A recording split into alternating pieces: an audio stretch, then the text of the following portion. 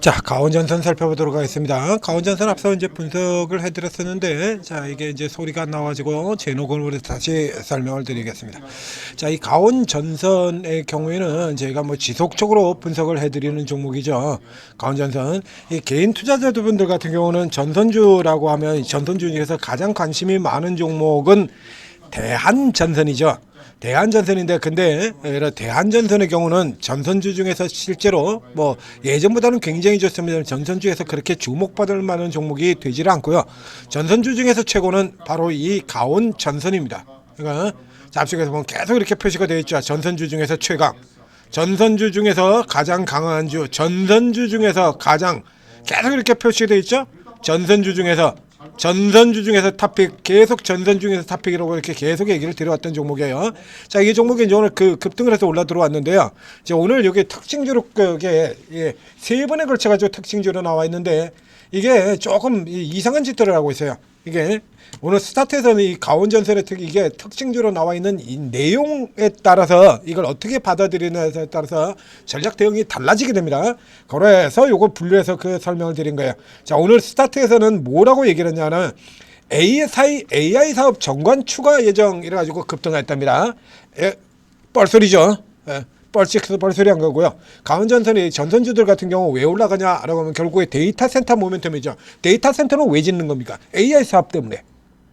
뭐 새로울 게 없는 재료가 되는 거예요. 이것 때문에 아닌 거예요. 아니고 얘 때문에 급등한 거 아니고 그 다음에 두 번째로는 특징대로 또 뭘 갖다 꼽아느냐 그러면 그 한마디로 지들 뭐 그냥 꼴리는 대로 그냥 끄적거린 거죠. 그냥 북미 전력시장 확대 기대감 급등 이렇게 되어 있습니다. 북미 전력시장 화제. 이 북미 전력시장은 이 뉴스는 이 가온전선 이 앞에서부터 시작해가지고 가온전선이 여기서부터 이렇게 날라들었을 때 이때부터 계속 제가 추천 사유로 여러분들한테 제시를 드렸던 내용이에요. 기업 개요에도 나옵니다.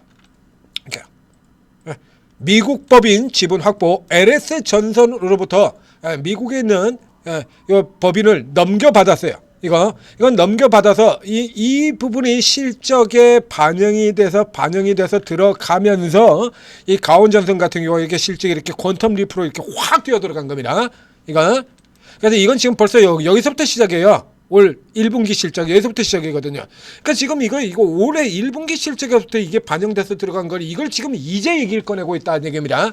뻘소리죠? 역시 마찬가지 뻘소리야. 그러면 이제 진짜 이유는 뭐냐라고 하면 진짜 이유는 이제 세 번째 AI 데이터 센터 특별법 전선주 강세. 그래서 얘만 올라간 게 아니라 다른 전선주 같은 경우도 이제 쭉 같이 들어갔었죠. 그러니까 앞에서 이 중에서도 이 가온전선 같은 경우가 앞에 되는 것처럼 가장 강한 종목이에요. 그러니까 실적의 개선 폭 자체가 굉장히 큰 종목이고, 자, 이걸 이제 비교 차트로 해서 이제 여러분들한테 보여드리게 될 텐데, 자, 이게 비교 차트로 보면 이렇습니다. 이 중에서 이제 일진전기 같은 경우에 맨 위에 있죠. 일진전기는 전력 설비와 전선을 두 개를 다 합니다. 그래서 전력 설비주로 친다라고 하면 일진전기는 좀 처지는 4위하고 5위를 왔다 갔다 하는 종목이에요. 이렇게 처지죠.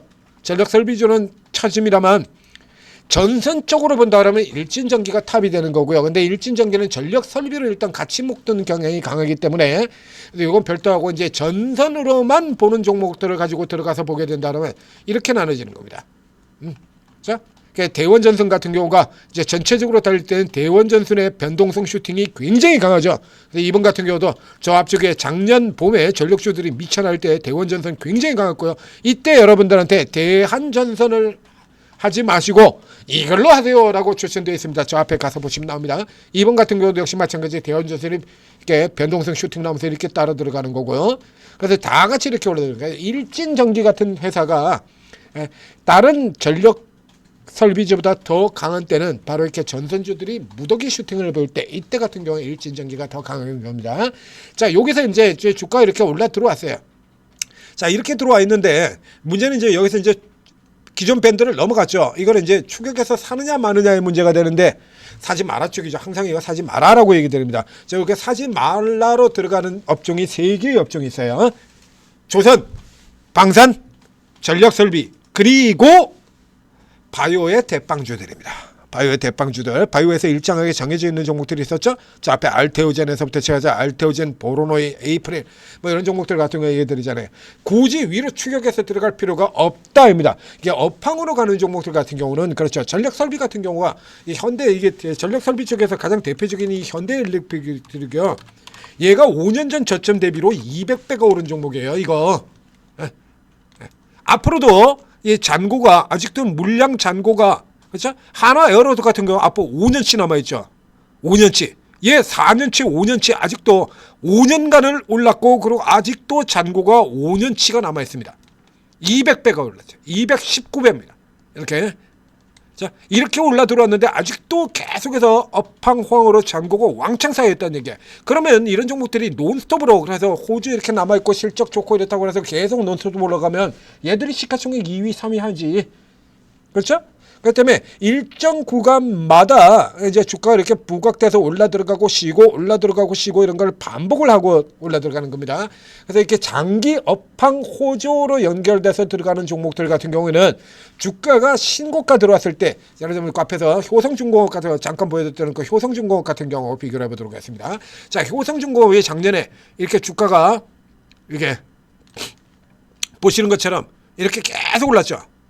이렇게 주가가 이렇게 계속 올라왔는데 이 중에서 눈에 띌 만한 주가 변동성이 어디 있냐라고 하면 자, 여기서부터 시작해 보면 이게 지금 40만 원이 안 되는 가격에서 130만 원까지 이렇게 올라왔습니다.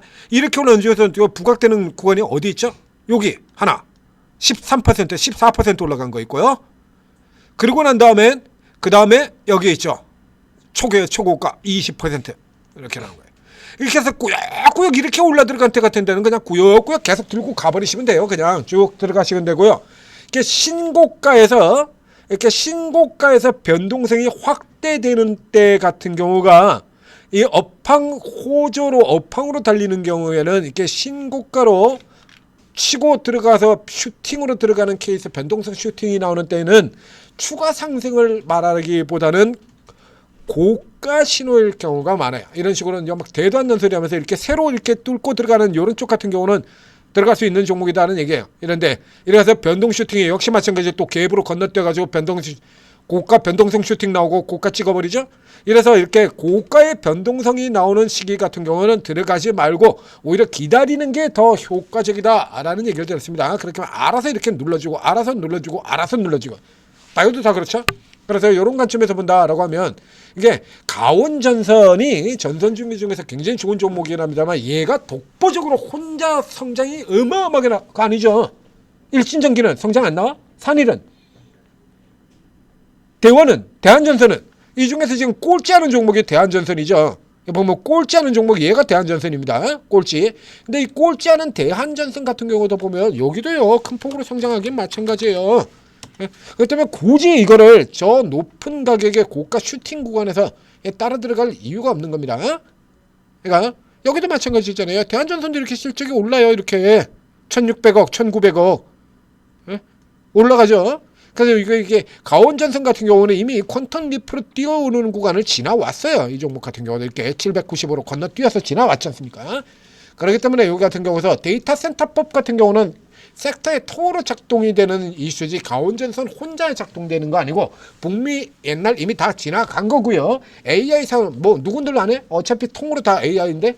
자, 그렇기 때문에 이게 이 케이스 같은 경우는 굳이 위로 따라갈 필요가 없지. 이거 기다리시면 된다는 얘기고요. 그 기다려서 사야 되는 좋은 위치 같은 경우는 이렇게 두 개의 위치가 표시가 되어 있습니다. 11만 원, 10만 원 라운드 넘버로 되어 있는 거죠. 그래서 이렇게 내려오는 쪽을 기다리셔도 아마도 차익 실현으로 위쪽에서 눌러줄 것으로 보인다라는 얘기예요.